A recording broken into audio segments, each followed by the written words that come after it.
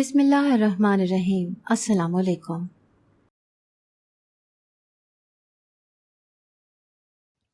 میری شادی بڑے ہی عجیب حالات میں ہوئی تھی۔ میرے والد صاحب بہت بیمار تھے۔ سب گھر والے ان کے لیے پریشان تھے۔ میں سب سے بڑی بہن تھی اور میری 7 بہنیں اور بھی تھی۔ ایک بیٹے کے لیے میرے باپ نے بیٹیوں کی لائن لگا دی اور ان کو بیٹا مل بھی گیا، لیکن جب تک وہ 2 سال کا ہوا میرے بابا چارپائی پر پڑ گئے۔ وہ تو اس کی جوانی بھی نہ دیکھ سکتے تھے کیونکہ ڈاکٹر نے ان کو جواب دے دیا۔ ہم سب لوگ اپنے باپ کے لیے پریشان تھے، لیکن اچانک سے نہ جانے یہ بات کہاں سے آ گئی کہ وہ میرا نکاح کر رہے ہیں۔ لڑکا مسجد میں آ کر بیٹھ جائے گا اور مولوی صاحب گھر آ جائیں گے اور میرا نکاح ہو جائے گا۔ نہایت ہی سادگی سے سب کچھ ہوگا، اور مجھے کہا کہ میں تھوڑی بہت تیاری کر لوں۔ میری امی ویسے ہی گھر میں کچھ نہیں بولتی تھیں، وہ بس بچے پیدا کرنے کی مشین بنی ابھی تک جی رہی تھی۔ میں نے کہا کہ امی یہ سب کیا ہے؟ میری شادی کس سے کروا رہے ہیں؟ میری ماں نے کہا 8 بہنوں کی ایک بہن ہے تو، اور ابھی بھی یہ سوال کر رہی ہے کہ تیری شادی کس سے کروا رہے ہیں؟ ارے اگر تیری شادی کسی بوڑھے سے بھی کروا رہے ہوں تب بھی تو چپ کر کے یہاں سے چلی جا۔ تیری شادی ہوگی تو باقیوں کی ہوگی نا۔ دراصل میری تیسرے نمبر والی بہن بہت زیادہ خوبصورت تھی اور اس کے لیے بہت اچھے گھر سے رشتہ آیا تھا، لیکن امی کہتی تھی کہ اگر پہلے اس کی شادی کر دی تو اوپر والی 2 بہنوں کے لیے لوگ باتیں بنائیں گے۔ اسی لیے میری ماں جلدی جلدی میری شادی کروانا چاہتی تھی، اور میرے بابا کہتے تھے کہ میں اپنی زندگی میں اپنی بڑی بیٹی کی شادی دیکھنا چاہتا ہوں، کیونکہ پہلی اولاد بہت پیاری ہوتی ہے۔ میرا نام عائشہ تھا۔ میری عمر 28 سال ہو چکی تھی۔ مجھے تو یہ سمجھ نہیں آ رہا تھا کہ اچانک سے میری شادی کس کے ساتھ کروا رہے ہیں، اور امی نے کہا تھا کہ سوال نہ کرنا اور اپنی زبان بھی نہ کھولنا۔ میں خاموش ہو گئی اور تھوڑی دیر کے بعد مجھے تیار ہو کر بیٹھ جانے کا حکم ہو گیا۔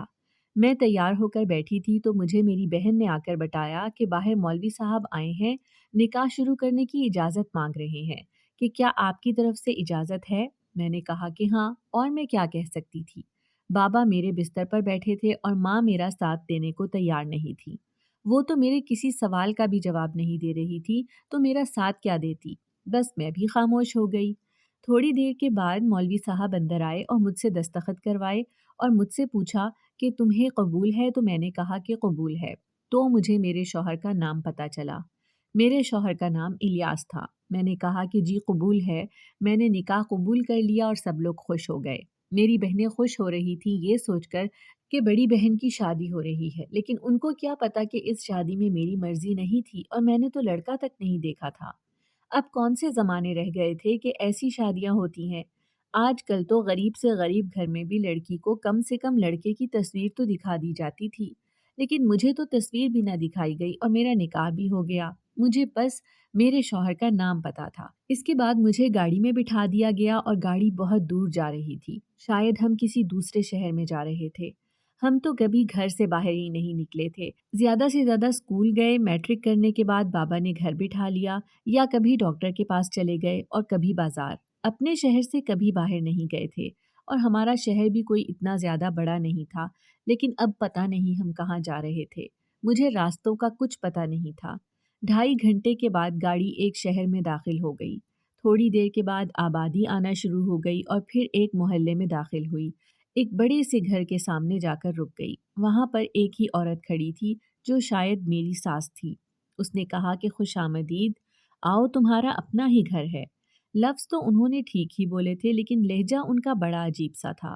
نہ کوئی خوشی تھی، نہ غصہ، نہ کوئی جذبات، بالکل خالی لہجہ تھا۔ وہ مجھے میرے کمرے تک لے گئی۔ کمرہ دیکھ کے لگتا تھا کہ یہ لوگ کافی امیر تھے۔ کمرے میں ایک بیڈ پڑا تھا، ایک صوفہ، الماری دیوار کے ساتھ لگی تھی اور سنگھار میز بھی۔ میرے ماں باپ نے جانے سے پہلے مجھے سونے کی 2 چوڑیاں دی تھیں۔ میری ماں کے پاس سونے کی 12 چوڑیاں تھیں اور انہوں نے کہا تھا کہ میں اپنی بیٹیوں کو 2 چوڑیاں دے دوں گی، بس اس کے علاوہ ہم کچھ نہیں دے سکتے۔ اس طرح ابھی آخری 2 بہنوں کے لیے چوڑیاں نہیں تھیں، پر امی کا کہنا تھا کہ تب تک ان کے لیے کچھ اور بنا دیں گے۔ بس ماں باپ کے پاس جو بھی ہو وہ بانٹ کے اپنے بچوں کو دے دیتے ہیں۔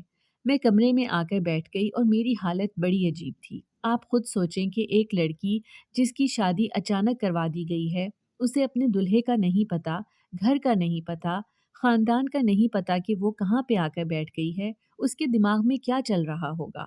मैं तो बेड से हिल भी नहीं रही थी कि अगर मैं हिली और कोई अंदर आ गया और देख लिया कि मैं कुछ कर रही हूँ तो क्या सोचेगा। लेकिन मैं देखना चाहती थी कि मुझे कुछ तो पता चले, इस कमरे में कोई तस्वीर पड़ी हो, कोई ऐसी चीज़ जिस तरह मुझे पता चले कि मेरा दूल्हा कौन है। लेकिन मेरे कमरे में कोई भी ना आया, यहाँ तक कि वो औरत भी नहीं आई। मुझे तो किसी ने खाना भी नहीं पूछा और मैं ऐसे ही बैठे बैठे सो गई। सुबह आँख खोली तो कमरे में एक नौकरानी खड़ी थी।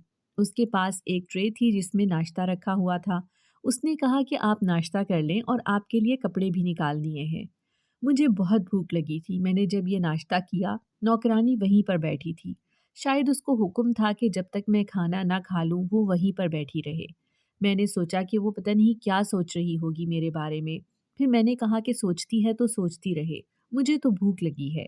पेट की भूख जैसी हकीकत है, उससे कोई इनकार नहीं कर सकता। आपका कोई अपना मर जाए, आपके घर में कोई मसला बन जाए, यहाँ तक कि आपको घर से निकाल दिया जाए और आप कहीं बाहर सड़क पर भी पड़े हों, पर फिर भी भूख आपके सर पर सवार हो जाती है।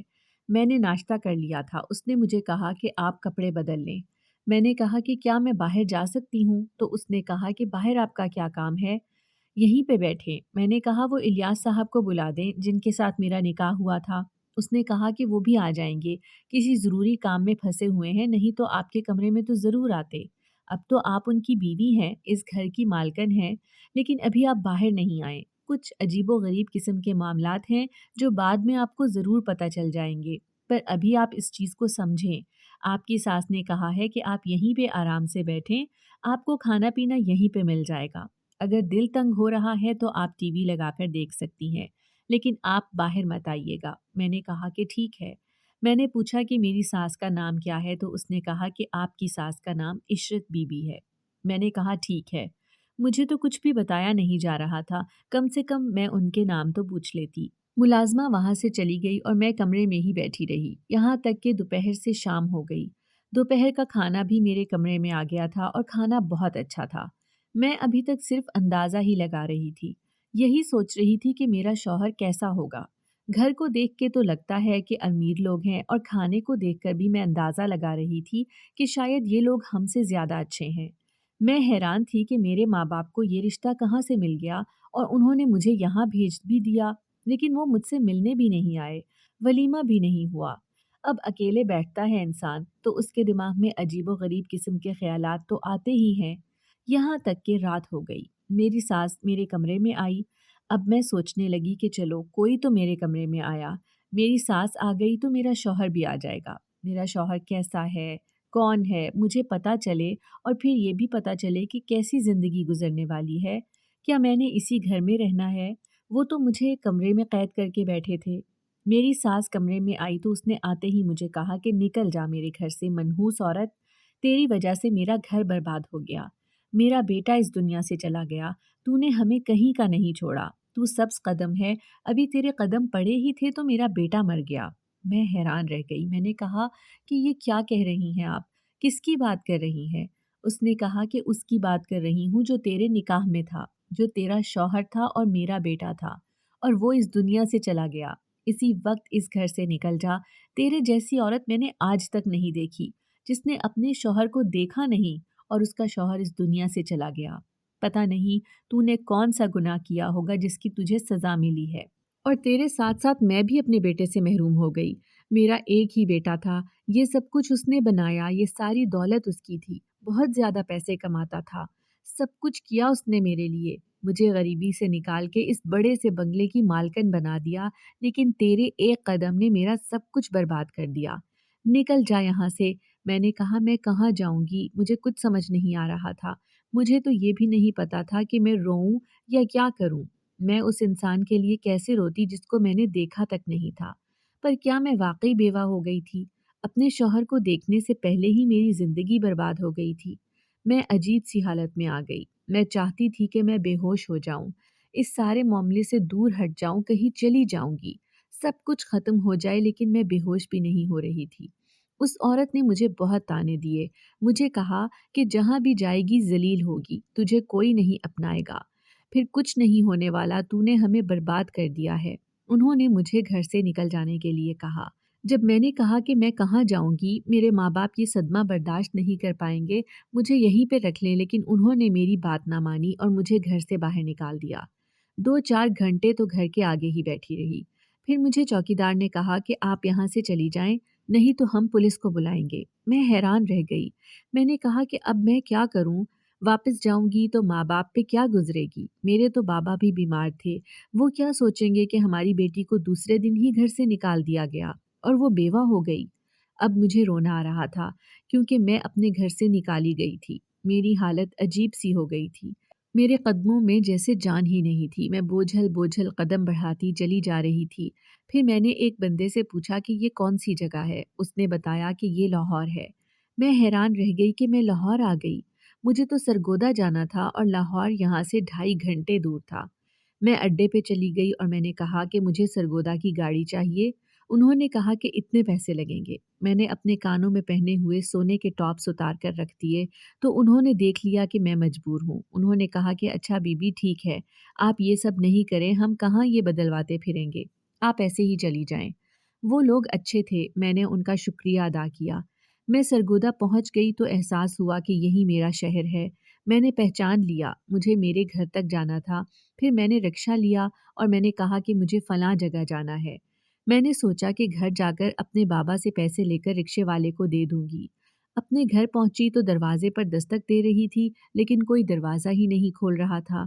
मैं परेशान हो गई। रिक्शे वाला भी मुझे अजीब नज़रों से देख रहा था कि उसके घर में तो कोई है ही नहीं और इसके पास पैसे नहीं हैं, तो अब मुझे पैसे कौन देगा। मैं बहुत ज़्यादा परेशान हो गई।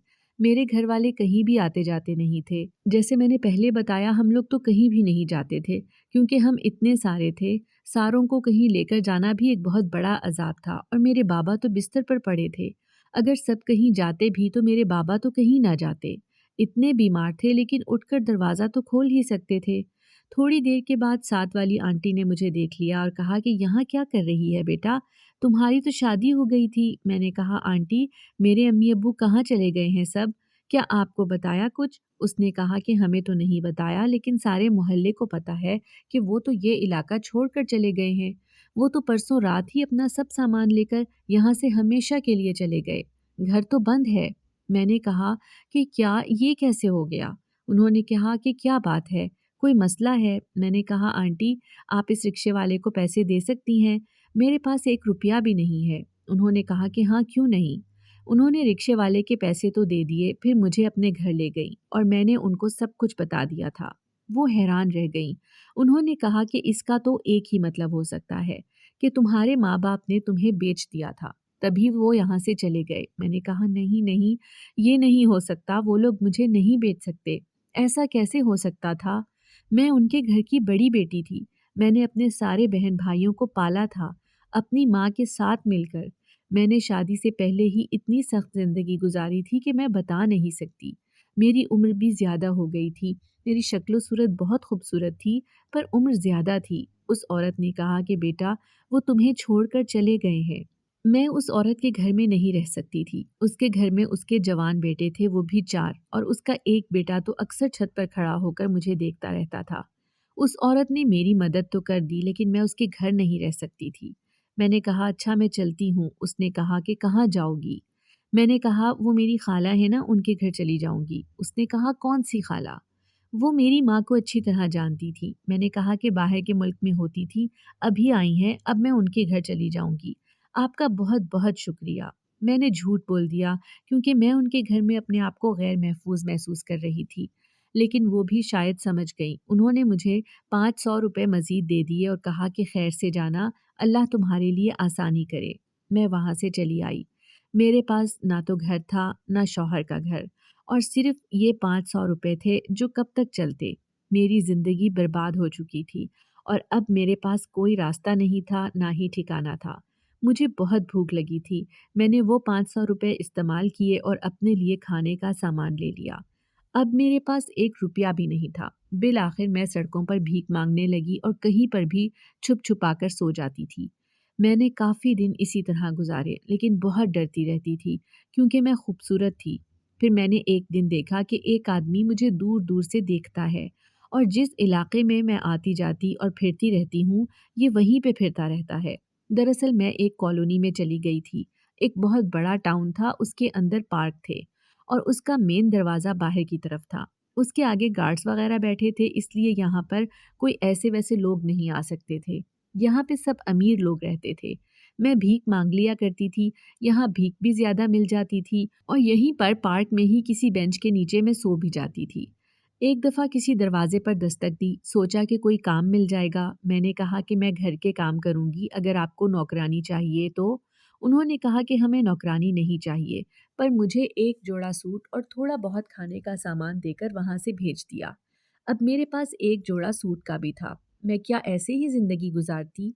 ये मेरे साथ क्या हो गया था? मेरा शौहर मर गया, मेरी सास ने मुझे घर से निकाल दिया, मेरे माँ-बाप ने मुझे बेच दिया। तभी तो मैं कहूँ कि इतने ज़्यादा अमीर लोगों के घर से मेरे लिए रिश्ता कैसे आ सकता था? हम तो गरीबों की बेटियाँ थीं, हमारी शादी ऐसे अमीर लोगों में नहीं हो सकती थी। मैं रोती रहती थी, परेशान रहती थी, लेकिन कुछ कर नहीं सकती थी। रहना था, भूख तो लगती थी, नींद भी आती थी। इंसान जितना भी दुख में हो मरता नहीं है जब तक कि खुद अपनी जान ना ले ले, और अपनी जान लेने की हिम्मत नहीं थी मेरे अंदर। मैं क्यों मर जाती? क्या मुझे जीने का हक नहीं था? माँ बाप ने बेच दिया, शौहर मैंने देखा नहीं, सास ने घर से निकाल दिया, तो क्या करती? इसमें मेरा क्या कसूर था? मैं क्यों मरती? मुझे तो जिंदगी को जीना था और मैं जीना भी चाहती थी। पहले ही मेरी जिंदगी का कोई मकसद न था, पर मौत मेरे लिए निजात नहीं थी। वो आदमी मुझे दूर दूर से देखता रहता था।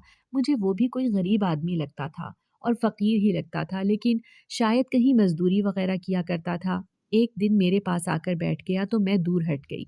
उसने कहा कि मुझसे घबराने की जरूरत नहीं है, मैं तो तुम्हें बचाने वालों में से हूँ। मैंने कहा कि क्या मतलब? उसने कहा कि यहाँ के कुछ फकीर हैं जिनकी तुम पर बुरी नजर है और वो तुम्हारे खिलाफ प्लान बना रहे हैं। उनको पता है कि तुम कहाँ पे सोती हो और अकेली रहती हो। शायद वो कभी भी तुम पर हमला कर सकते हैं। ये सुनकर मैं परेशान हो गई। मैंने कहा मैं क्या करूं?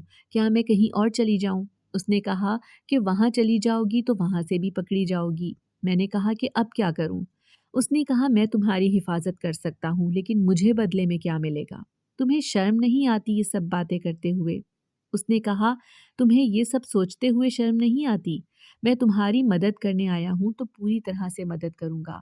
तुम्हें मेरे साथ निकाह करना होगा। जब तुम मेरे निकाह में आ जाओगी तो फिर तो तुम मेरी बीवी बन जाओगी और मैं जान पर खेल कर भी तुम्हारी हिफाजत करूंगा। मैं सोचने लगी और सोचा कि बात तो ऐसी ही है, मेरे साथ कोई नहीं है, मैं अकेली हूँ और खूबसूरत भी।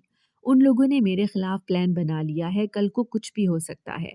सड़क पर भी भला कोई महफूज होता है? मैंने सोचा कि मुझे उससे शादी कर लेनी चाहिए, इस तरह मैं महफूज हो जाऊंगी। उसकी शक्ल ज्यादा बुरी नहीं थी, लेकिन मुझे उसकी शक्ल से कोई मतलब नहीं था। मैंने उसे अपने बारे में कुछ बताया भी नहीं। वो मुझसे पूछता रहा पर मैंने नहीं बताया। उसने कहा हम निकाह कर लेंगे। फिर हम लोगों ने निकाह कर लिया। निकाह फिर उसी तरह से हुआ था। मैं मस्जिद में बैठी थी, मस्जिद में ही हमारा निकाह हुआ था। मुझे ऐसा लग रहा था कि मैंने अपनी जिंदगी के साथ जो किया है वो ठीक किया है। जिंदगी तो वैसे ही बर्बाद हो गई थी। सड़क पर फिर रही थी, चलो किसी की बीवी बन गई, मेरा ख्याल तो रखेगा। वो मुझे एक छोटे से घर में ले गया। उसने कहा कि यहाँ पर खाने पीने का सब सामान है, तुम रुको, मैं रात को आऊँगा। तुम्हें कुछ भी करने की ज़रूरत नहीं है, तुम्हारे लिए मैं खुद सब कुछ करूँगा। मैंने कहा कि तुम भी तो फ़कीर हो। तो उसने कहा नहीं, मैं फ़कीर नहीं हूँ, मैं मज़दूर हूँ, दिहाड़ीदार बंदा हूँ। मैंने कहा कि चलो ठीक है, लेकिन मेरा शौहर घर ही नहीं आया। एक दिन गुजरा, दूसरा दिन गुजर गया। घर में खाने पीने का जो सामान था वो भी ख़त्म होने लगा था। जब एक दिन अचानक एक औरत मेरे घर में आई और उसने मुझे कहा कि मेरे साथ चलो, तुम्हें बड़ी ज़रूरी बात बतानी है। मैंने कहा कि तुम कौन हो, कहाँ से आ गई हो और मुझे कैसे जानती हो? उसने कहा कि तुमने जिस शख्स से निकाह किया है मैं उसे जानती हूँ। मुझे तुम्हें एक बेहद ज़रूरी बात बतानी है। मैंने कहा मैं ऐसे ही तुम्हारे साथ नहीं चल पड़ूंगी। मेरे साथ ज़िंदगी ने बड़े धोखे किए हैं। मुझे अब किसी पे भी भरोसा नहीं है। मुझे अपने दूसरे शौहर पर भी भरोसा नहीं था। उसने मेरे साथ निकाह किया और मुझे यहाँ छोड़कर वो पता नहीं कहाँ चला गया था। मैंने इतनी हकीकत देख ली थी कि अब मैं ख्वाब भी नहीं देख सकती थी। मुझे पता था कि कुछ न कुछ बुरा ही होगा, जो हो सकता है। उसने मुझे यहाँ पर रखा और कुछ दिन के बाद वो कुछ आदमियों को यहाँ भेज देता और मुझे पैसे के लिए चलाना शुरू कर देता। ऐसा भी तो होता है। क्यों नहीं हो सकता? सड़क पर रहने वाले लोग ऐसे नहीं करेंगे तो फिर क्या महलों में बैठे हुए लोग ऐसा करेंगे? कुछ न कुछ तो गड़बड़ थी। मैं उस औरत की किसी भी बात पर यकीन करने को तैयार नहीं थी। वो कहाँ से आ गई, कौन थी और मुझे कहाँ ले जाना चाहती थी, मैं क्यों उसके साथ जाती? उसने कहा कि मुझे एक बहुत ज़रूरी बात बतानी है, बहुत बड़ा राज है जो तुम्हें जानना ही होगा। तुम्हारे लिए बहुत ज़रूरी है, तुम्हें मेरे साथ आना होगा। वो मुझे ज़बरदस्ती अपने घर ले गई और मुझे बस सिर्फ यही बताया कि एक राज है जो तुम्हें बताना है। मैंने कहा कि क्या बात है, तो उसने कहा कि मैं तुम्हें एक जगह लेकर जाऊंगी और उसके बाद तुम्हारी ज़िंदगी आसान हो जाएगी। वो मुझे उस जगह लेकर गई तो मेरी ज़िंदगी आसान तो हुई या नहीं, पर मेरे दिमाग में सवाल उभरने लगे क्योंकि सामने का मंजर ही ऐसा था। सामने वही फ़कीर बैठा था जिसके साथ मैंने शादी की थी और उसके साथ एक और आदमी बैठा था, जो मुझे देखकर हैरान हुआ और अजीब नज़रों से मुझे देखने लगा। उसकी आंखों में मेरे लिए मोहब्बत थी और अपनायत भी, लेकिन मैं तो उसको जानती तक नहीं थी। वो फ़कीर आगे बढ़ा और उसने कहा, अच्छा हुआ तुम आ गई। ये इलियास है, इलियास लोधी। जब मैंने ये लफ्ज़ सुना तो मैं हैरान रह गई। इलियास तो मेरा पहला शौहर था जिसके साथ मेरी शादी कराई गई थी और वो तो इस दुनिया से जा चुका था, फौत हो गया था। फिर वो यहाँ पर क्या कर रहा था? मैंने अपने दूसरे शौहर से कहा कि तुम यहाँ पर क्या कर रहे हो? मुझे अपने घर में छोड़कर तुम खुद यहाँ पर आ गए और ये जो भी है मुझे इससे कोई सरोकार नहीं है। उसने कहा कि तुम्हें इसी से सरोकार है क्योंकि तुम्हारी शादी तो मुझसे हुई ही नहीं। तुम्हारी शादी इसी से हुई थी, ये जिंदा है, तुम बेवा नहीं हो, तुम उसके निकाह में हो, तो फिर तुम्हारी शादी मुझसे कैसे हो सकती है? मैंने कहा ये सब कुछ क्या है? मैं हैरान थी कि ये सब क्या था। मैंने कहा कि ये औरत कौन है? तुम दोनों साथ क्यों बैठे हो? और इसकी माँ ने तो मुझे कहा था कि ये मर चुका है और इसने मुझे घर से निकाल दिया। मैं सड़कों पर रुलती रही, मेरी जिंदगी बर्बाद हो गई और अब तुम अचानक से इसको सामने ले आए और कहते हो कि ये मेरा शौहर है। मैं कैसे मान लूं? मैंने तो उसकी शक्ल तक नहीं देखी थी। मैंने कहा कि इसको साबित करना होगा कि यही इलियास है। उसने एक पल में साबित कर दिया। उसने मुझे अपना शनाख्ती कार्ड दिखाया और निकाहनामा भी दिखाया। मेरे दूसरे शौहर का नाम करीम था। उसने कहा मैं तुम्हारा शौहर नहीं हूँ, मुझे अपना शौहर कहना बंद करो। इधर आओ, सुकून से बैठ जाओ। ये घर भी बहुत बड़ा था और इलियास यहीं पर बैठा था। उसने मुझसे पूछा कि तुम कैसी हो? मैं खामोश हो गई। मैं क्या कहती उसको कि मैं कैसी हूँ? मेरे साथ क्या कुछ नहीं हुआ था। सिर्फ एक मेरी इज्जत बच गई थी, वो भी शायद इसलिए कि मेरे नसीब में ये सब कुछ नहीं लिखा था। उसने कहा कि मुझे माफ़ कर दो। दरअसल मैं बहुत बड़ा इश्तिहारी मुजरिम हूँ। मैंने बहुत बड़े बड़े गुनाह किए हैं, चोरियाँ की हैं, लोगों को मारा है और पुलिस को मतलूब हूँ। हम लोग बहुत गरीब थे और हमारे पास खाने को कुछ नहीं था। फिर मैं इस तरफ आ गया और मैंने बहुत सारी दौलत कमा ली, घर बना लिया, सब कुछ बना लिया। मुझे किसी भी इंसान ने अपनी बेटी नहीं देनी थी क्योंकि उनको हमारे बारे में पता था। इसीलिए मैंने तुम्हें खरीद लिया। तुम्हारे माँ बाप तुम्हें बेच रहे थे। उनका कहना था कि वो अपनी तीसरी बेटी की शादी करना चाहते हैं और उनको पैसों की ज़रूरत है। उन्होंने मुझसे तुम्हारी मुंह मांगी कीमत ली थी। मुझे तुम्हारी तस्वीर दिखाई थी तो मुझे तुम अच्छी लगी, इसीलिए मैंने तुम्हें तुम्हारे माँ बाप से ख़रीद लिया। लेकिन तुम्हें ये बात पता न चले, इसका पूरा इंतज़ाम किया था ताकि उनकी इज्जत भी रह जाए और तुम्हें भी कोई दुख ना मिले। तुम्हें अपने घर में भेज दिया था क्योंकि खुद मुझे कुछ मामलात निपटाने थे। सोचा था कि मामलात हल करके आ जाऊंगा, लेकिन इससे पहले मामलात मज़ीद बिगड़ गए और मुझे सारी दुनिया के सामने ये साबित करना पड़ा कि मैं मर गया हूँ। इसीलिए मैंने अपने घर भी ये पैगाम भिजवा दिया था। मेरी माँ ने गुस्सा होकर तुम्हें घर से निकाल दिया। तुम कहाँ चली गई हमें पता नहीं था। हम तुम्हें तलाश कर रहे थे। फिर मैंने इस आदमी को भेजा और ये तुम्हें यहाँ तक लेकर आया। मेरे पीछे लोग लगे रहते हैं जो मुझ पर नज़र रखते हैं, इसलिए मुझे ये सब कुछ छुपा कर करना पड़ा।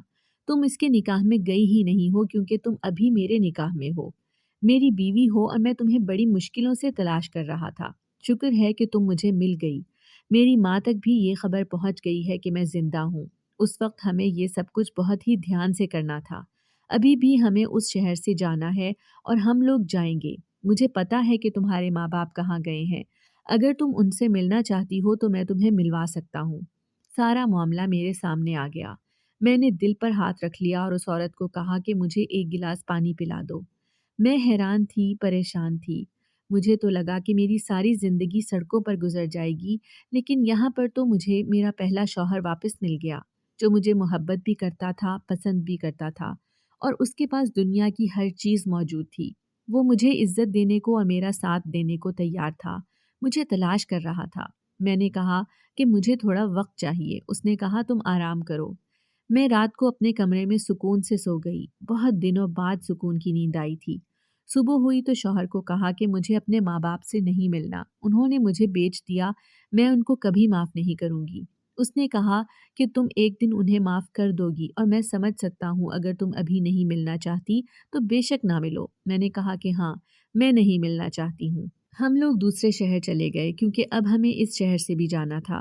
وہ میرے لیے ہی یہاں پر آیا تھا، ورنہ وہ یہاں پر نہیں رہتا تھا۔